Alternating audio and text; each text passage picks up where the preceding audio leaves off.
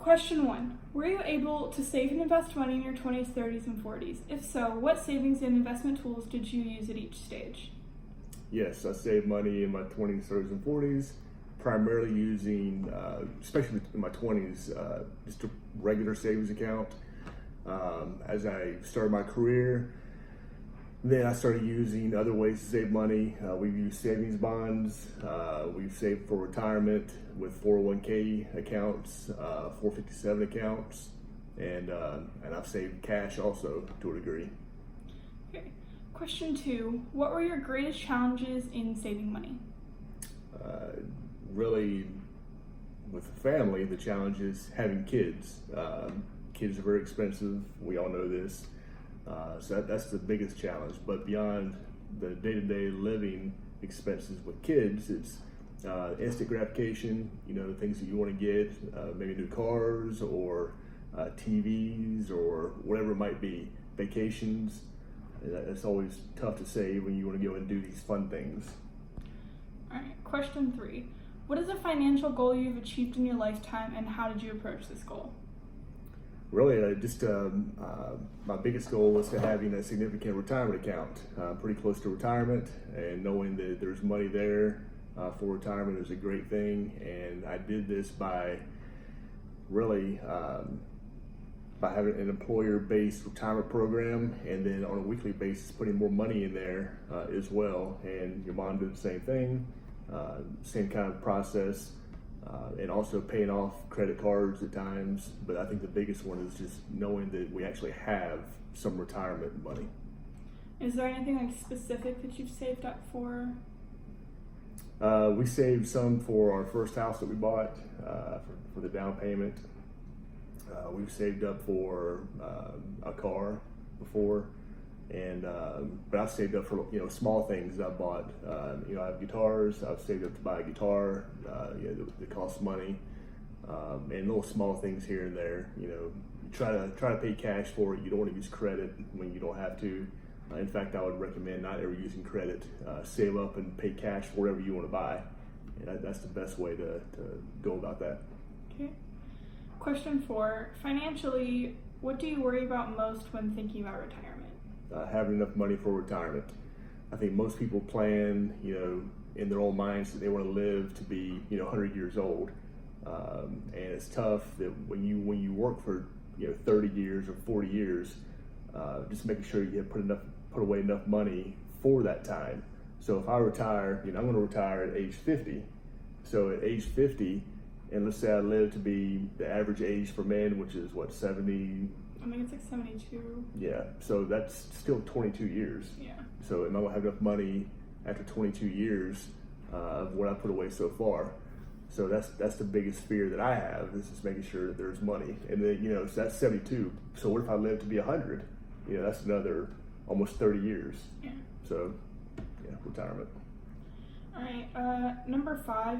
What advice would you give someone my age about saving and investing for the future?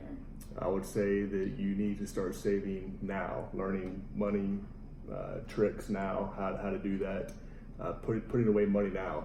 When you start your career, start immediately putting away for retirement, and let that build, let your money work for you, and just keeping that goal in mind that, at the end of the day, it's not, again, satisfying those wants that you have to buy things. It's to put money away for later use, whether it be for retirement or if it is just to buy that car, or, for when you get older, you're in a relationship and you want to buy that house or whatever the case may be.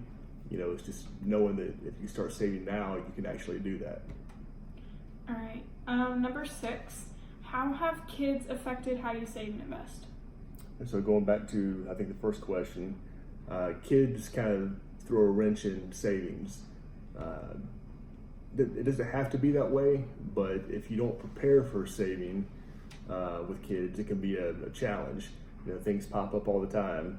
Starting at a young age, you have daycare costs if you have 2 parents at home or 2 parents at work, or whatever the case may be.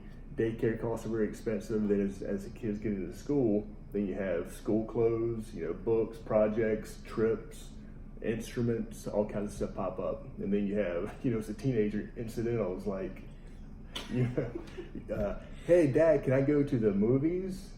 Or hey Dad, can I go to that trip to New York? So these things pop up, so that is the challenge with trying to save when you have kids. And then the more kids you have, you just double that or triple that. So, obviously we only have 2 kids, you and your brother. And so while you're the oldest, we experience these things with you first.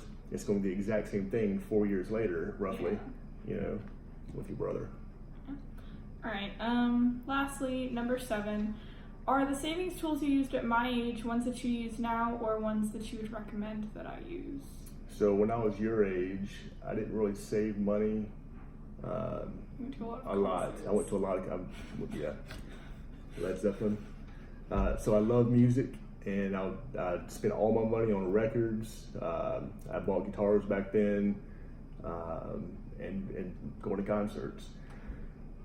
And of course buying music memorabilia, Kiss stuff and all that neat stuff. But anyway, so I didn't really save money. And then when I went to the military, back then they didn't really teach you how to save money for the most part. So every you got paid twice a month on active duty, and it was the 1st and the 15th. So you line up in front of the pay clerk's office, you get your envelope full of cash, for that 2-week period.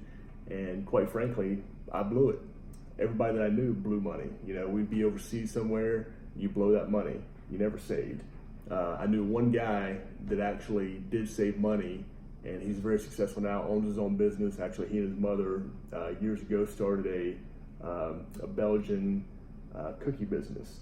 And they actually service a bunch of hotels, very high-end hotels in North America.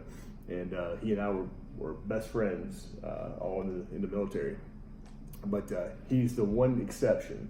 But the one thing about that exception is, he went on to do great things, right? So he became this business owner, and he employs lots of people. He does all this business globally, with his primary market being North America. But the point of that is that when he was young, young, a little bit older than you, he was frugal with his money, didn't go out, drinking beer and wasting it on whatever we were doing with the military. And I think that's a common thread that you see among people who are very successful with money, is that they can resist those urges to go out there and buy these things because they want to. And there are different philosophies on that. One camp says, when you die, you can't take it with you. What's the point of saving it? And then the other camp says, well, I should save as much as I can so I can pass that money down. And while we want to be able to give you guys, some sort of inheritance, I do believe that you guys need to work for your money, and stuff. So, I try to find a balance in there where we spend money that we do have, but at the same time save money for the things that might pop up. Cool.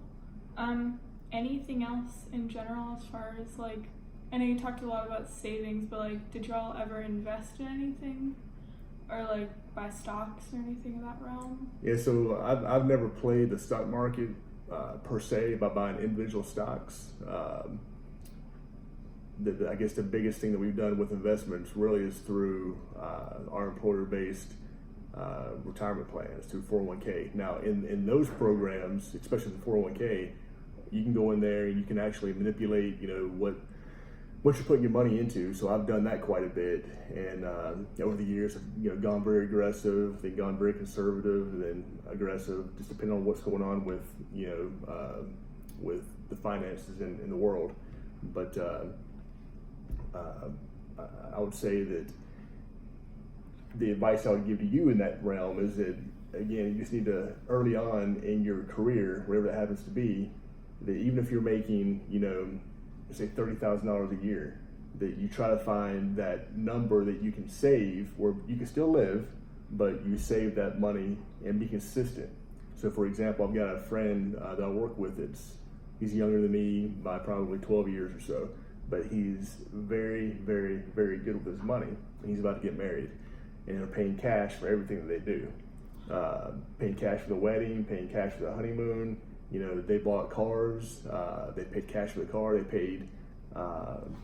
The only debt they have is really their house that they just bought, and that seems to be the American dream, is to buy the house. You go into debt for that house, but the ultimate goal is to even pay off that house. So I would say that out the gate, start saving that money, and then like as you get a raise, instead of saying, all right, so I got that $4 or $5 raise, put that in your pocket and spend more money, take that money that you've just gotten on a raise, because you're already living with the money that you had before, and then invest in that extra money back into your retirement or savings or whatever your vehicle is to save money. But it's just being consistent with that and staying on track with that and having a plan, not just some sort of haphazard notebook where you're writing down the entries. Well, this month I saved $500. The next month you end up saving $2,000. But try to be consistent the best that you can with that. Cool. All right. That's all I need. So thanks. Thank you. Thanks.